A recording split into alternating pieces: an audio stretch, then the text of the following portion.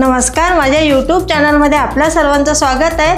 रोज रोज पोहे आणि उपमा खाऊन बोर होते, तर आज मी तुम्हाला दाखवणार आहे डाळ तांदूळ न भिजवता झटपट होणारी रव्याची इडली। त्यासाठी काय काय साहित्य लागते ते आपण बघूया।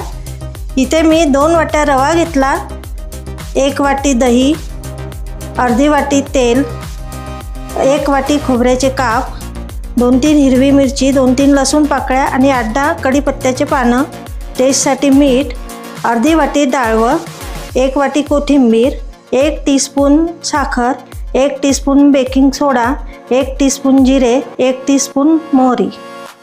चला तर आपण आता कृतीला सुरुवात करूया। सर्वप्रथम आपण इडलीचं बॅटर तयार करून घेऊया। मी एक बाउल घेतला, त्यामध्ये रवा घेतला,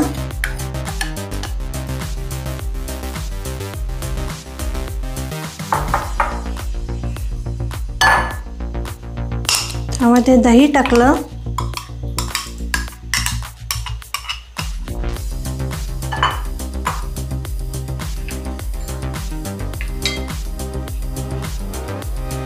मीठ टाकलं,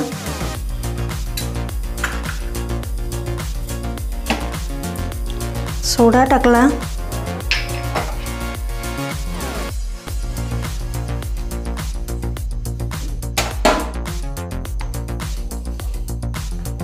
आणि चांगलं मिक्स करून घ्यायचं।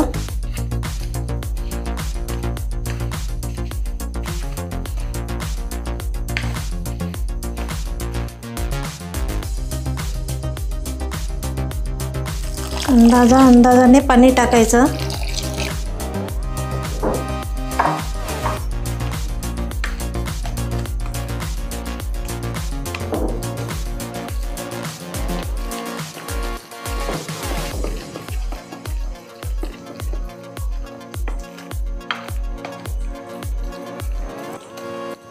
आणि 15 मिनिटं हे रेस्टसाठी बाजूला ठेवायचं।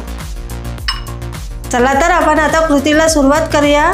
जी इडली सोबत चटणी खायची आहे ती आपण करून घेऊया। इथे मी मिक्सरच्या भांड्यामध्ये खोबरं टाकलं,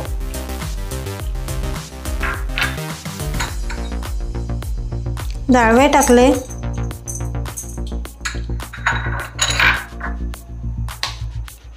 मिरची टाकली, लसूण पाकळी टाकली, कढीपत्ता टाकला, जिरे टाकले, साखर टाकली,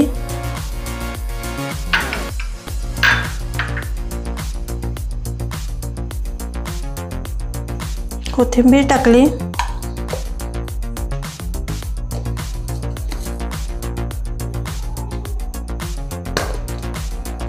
आपण यामध्ये दही टाकून घेऊया।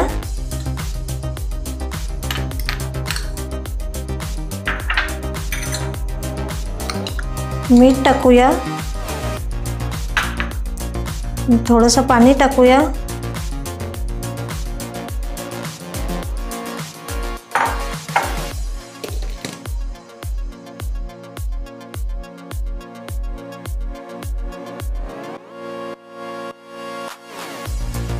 आपण आता चटणीला तडका मारून घेऊया। तेल गरम करायला ठेवलं होतं,